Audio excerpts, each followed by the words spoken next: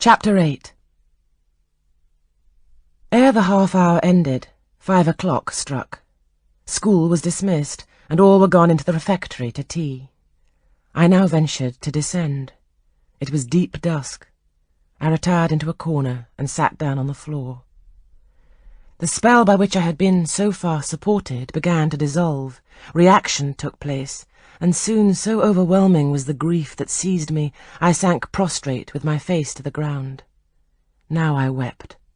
Helen Burns was not there. Nothing sustained me. Left to myself, I abandoned myself, and my tears watered the boards. I had meant to be so good, and to do so much at Lowood, to make so many friends, to earn respect and win affection. Already I had made visible progress. That very morning I had reached the head of my class. Miss Miller had praised me warmly. Miss Temple had smiled approbation. She had promised to teach me drawing and to let me learn French if I continued to make similar improvement 2 months longer. And then I was well received by my fellow pupils, treated as an equal by those of my own age, and not molested by any. Now, here I lay again, crushed and trodden on, and could I ever rise more? Never, I thought, and ardently I wished to die. While sobbing out this wish in broken accents, someone approached. I started up. Again Helen Burns was near me. The fading fires just showed her coming up the long, vacant room. She brought my coffee and bread. "Come, eat something," she said. But I put both away from me, feeling as if a drop or a crumb would have choked me in my present condition. Helen regarded me probably with surprise. I could not now abate my agitation, though I tried hard. I continued to weep aloud. She sat down on the ground near me, embraced her knees with her arms, and rested her head upon them. In that attitude she remained silent as an Indian. I was the first who spoke. "Helen, why do you stay with a girl whom everybody believes to be a liar?" "Everybody, Jane? Why, there are only 80 people who have heard you called so, and the world contains hundreds of millions." "But what have I to do with millions? The 80 I know despise me." "Jane, you're mistaken. Probably not one in the school either despises or dislikes you. Many, I'm sure, pity you much." "How can they pity me after what Mr. Brocklehurst said?" "Mr. Brocklehurst is not a god, nor is he even a great and admired man. He's little liked here. He never took steps to make himself liked. Had he treated you as an especial favourite, you would have found enemies, declared or covert, all around you. As it is, the greater number would offer you sympathy if they dared. Teachers and pupils may look coldly on you for a day or two, but friendly feelings are concealed in their hearts, and if you persevere in doing well, these feelings will ere long appear so much the more evidently for the temporary suppression. Besides, Jane—" She paused. "Well, Helen?" said I, putting my hand into hers. She chafed my fingers gently to warm them, and went on. "If all the world hated you and believed you wicked, while your own conscience approved you and absolved you from guilt, you would not be without friends." "No. I know I should think well of myself, but that's not enough. If others don't love me, I would rather die than live. I cannot bear to be solitary and hated, Helen. Look here, to gain some real affection from you or Miss Temple or any other whom I truly love, I would willingly submit to have the bone of my arm broken, or to let a bull toss me, or to stand behind a kicking horse and let it dash its hoof at my chest." "Hush, Jane. You think too much of the love of human beings. You're too impulsive, too vehement. The sovereign hand that created your frame and put life into it has provided you with other resources than your feeble self, or than creatures feeble as you. Besides this earth, and besides the race of men, there is an invisible world and a kingdom of spirits. That world is round us, for it is everywhere, and those spirits watch us, for they are commissioned to guard us. And if we were dying in pain and shame, if scorn smote us on all sides, and hatred crushed us, angels see our tortures, recognize our innocence. If innocent we be, as I know you are of this charge which Mr. Brocklehurst has weakly and pompously repeated at second hand from Mrs. Reed, for I read a sincere nature in your ardent eyes and on your clear front, and God waits only a separation of spirit from flesh to crown us with a full reward. Why, then, should we ever sink overwhelmed with distress, when life is so soon over, and death is so certain an entrance to happiness, to glory? I was silent. Helen had calmed me, but in the tranquillity she imparted there was an alloy of inexpressible sadness. I felt the impression of woe as she spoke, but I could not tell whence it came, and when, having done speaking, she breathed a little fast and coughed a short cough, I momentarily forgot my own sorrows to yield to a vague concern for her. Resting my head on Helen's shoulder, I put my arms round her waist. She drew me to her, and we reposed in silence. We had not sat long thus when another person came in. Some heavy clouds, swept from the sky by a rising wind, had left the moon bare, and her light, streaming in through a window near, shone full both on us and on the approaching figure, which we at once recognized as Miss Temple. "I came on purpose to find you, Jane Eyre," said she. "I want you in my room, and as Helen Burns is with you, she may come too." We went. Following the superintendent's guidance, we had to thread some intricate passages and mount a staircase before we reached her apartment. It contained a good fire and looked cheerful. Miss Temple told Helen Burns to be seated in a low armchair on one side of the hearth, and herself taking another, she called me to her side. "Is it all over?" she asked, looking down at my face. "Have you cried your grief away?" "I'm afraid I shall never do that." "Why?" "Because I have been wrongly accused, and you, Ma'am, and everybody else will now think me wicked." "We shall think what you prove yourself to be, my child. Continue to act as a good girl, and you will satisfy us." "Shall I, Miss Temple?" "You will," said she, passing her arm round me. "And now tell me, who is the lady whom Mr. Brocklehurst called your benefactress?" "Mrs. Reed, my uncle's wife. My uncle's dead, and he left me to her care." "Did she not then adopt you of her own accord?" "No, Mum. She was sorry to have to do it, but my uncle, as I have often heard the servants say, got her to promise before he died that she would always keep me." "Well now, Jane, you know, or at least I will tell you, that when a criminal is accused, he is always allowed to speak in his own defence. You have been charged with falsehood. Defend yourself to me as well as you can. Say whatever your memory suggests as true, but add nothing and exaggerate nothing." I resolved in the depth of my heart that I would be most moderate, most correct, and having reflected a few minutes in order to arrange coherently what I had to say, I told her all the story of my sad childhood. Exhausted by emotion, my language was more subdued than it generally was when it developed that sad theme, and mindful of Helen's warnings against the indulgence of resentment, I infused into the narrative far less of gall and wormwood than ordinary. Thus restrained and simplified, it sounded more credible. I felt as I went on that Miss Temple fully believed me.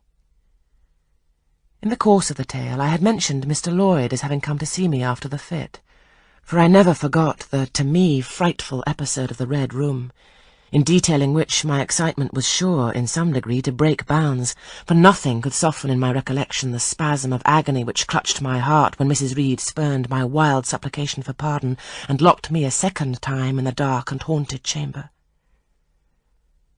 I had finished. Miss Temple regarded me a few minutes in silence. She then said, "I know something of Mr. Lloyd. I shall write to him. If his reply agrees with your statement, you shall be publicly cleared from every imputation. To me, Jane, you are clear now." She kissed me, and still keeping me at her side, where I was well contented to stand, for I derived a child's pleasure from the contemplation of her face, her dress, her one or two ornaments, her white forehead, her clustered and shining curls, and beaming dark eyes, she proceeded to address Helen Burns. "How are you tonight, Helen? Have you coughed much today?" "Not quite so much, I think, Mum." "And the pain in your chest?" "It's a little better." Miss Temple got up, took her hand and examined her pulse. Then she returned to her own seat. As she resumed it, I heard her sigh low. She was pensive a few minutes. Then, rousing herself, she said cheerfully, "But you two are my visitors tonight. I must treat you as such." She rang her bell. "Barbara," she said to the servant who answered it, "I have not yet had tea. Bring the tray and place cups for these two young ladies." And a tray was soon brought. How pretty to my eyes did the china cups and bright teapot look, placed on the little round table near the fire. How fragrant was the steam of the beverage, and the scent of the toast, of which, however, I, to my dismay, for I was beginning to be hungry, discerned only a very small portion. Miss Temple discerned it too. "Barbara," said she, "can you not bring a little more bread and butter? There is not enough for 3. Barbara went out. She returned soon.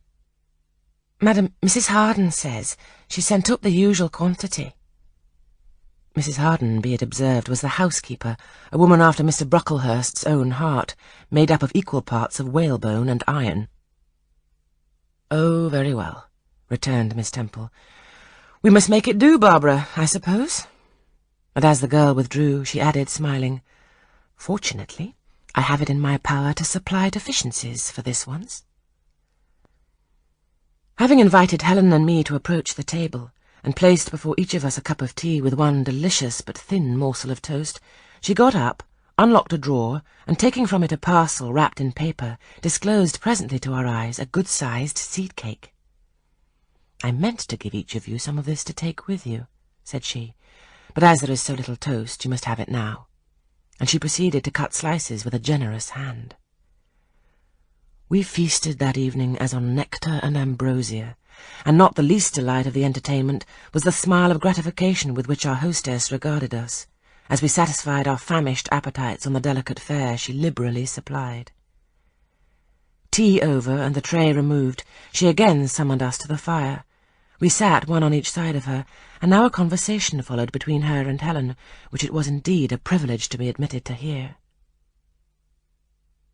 Miss Temple had always something of serenity in her air, of state in her mien, of refined propriety in her language, which precluded deviation into the ardent, the excited, the eager, something which chastened the pleasure of those who looked on her and listened to her by a controlling sense of awe, and such was my feeling now. But as to Helen Burns, I was struck with wonder. The refreshing meal, the brilliant fire, the presence and kindness of her beloved instructress, or perhaps more than all of these, something in her own unique mind, had roused her powers within her. They woke, they kindled. First they glowed in the bright tint of her cheek, which till this hour I had never seen but pale and bloodless. Then they shone in the liquid lustre of her eyes, which had suddenly acquired a beauty more singular than that of Miss Temple's, a beauty neither of fine colour nor long eyelash nor pencilled brow, but of meaning, of movement, of radiance. Then her soul sat on her lips, and language flowed, from what source I cannot tell. Has a girl of 14 a heart large enough, vigorous enough to hold the swelling spring of pure, full, fervid eloquence? Such was the characteristic of Helen's discourse on that, to me, memorable evening. Her spirit seemed hastening to live within a very brief span, as much as many lived during a protracted existence. They conversed of things I had never heard of nations and times past, of countries far away, of secrets of nature discovered or guessed at. They spoke of books, how many they had read, what stores of knowledge they possessed. Then they seemed so familiar with French names and French authors. But my amazement reached its climax when Miss Temple asked Helen if she sometimes snatched a moment to recall the Latin her father had taught her, and taking a book from a shelf, bade her read and construe a page of Virgil. And Helen obeyed, my organ of veneration expanding at every sounding line. She had scarcely finished ere the bell announced bedtime. No delay could be admitted. Miss Temple embraced us both, saying, as she drew us to her heart, "God bless you, my children." Helen she held a little longer than me. She let her go more reluctantly. It was Helen her eye followed to the door. It was for her she a second time breathed a sad sigh. For her she wiped a tear from her cheek. On reaching the bedroom, We heard the voice of Miss Scatcherd.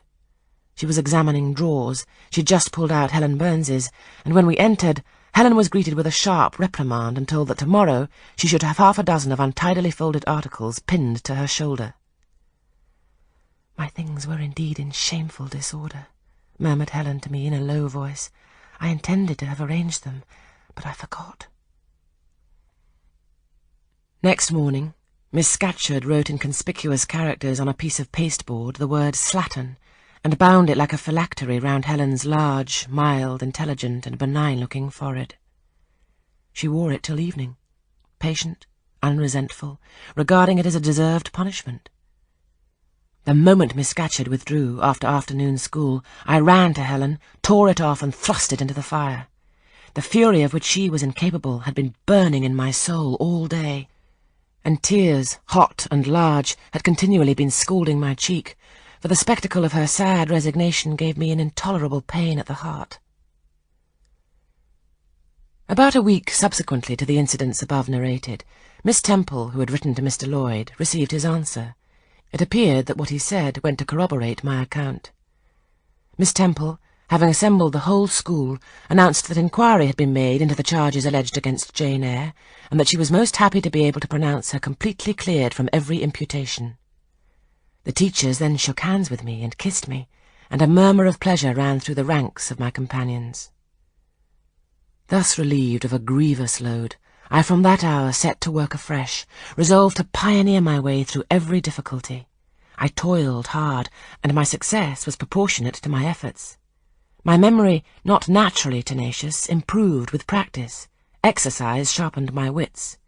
In a few weeks I was promoted to a higher class. In less than 2 months I was allowed to commence French and drawing. I learned the first 2 tenses of the verb être, and sketched my first cottage, whose walls, by the way, outrivaled in slope those of the Leaning Tower of Pisa, on the same day. That night, on going to bed, I forgot to prepare in imagination the Barmecide supper of hot roast potatoes or white bread and new milk, with which I was wont to amuse my inward cravings. I feasted instead on the spectacle of ideal drawings which I saw in the dark, all the work of my own hands, freely pencilled houses and trees, picturesque rocks and ruins, cape-like groups of cattle, sweet paintings of butterflies hovering over unblown roses, of birds picking at ripe cherries, of wrens' nests enclosing pearl-like eggs wreathed about with young ivy sprays. I examined, too, in thought, the possibility of my ever being able to translate currently a certain little French story-book which Madame Pierrot had that day shown me. Nor was that problem solved to my satisfaction, ere I fell sweetly asleep. Well had Solomon said, "Better is a dinner of herbs where love is, than a stalled ox and hatred therewith." I would not now have exchanged Lowood with all its privations for Gateshead and its daily luxuries.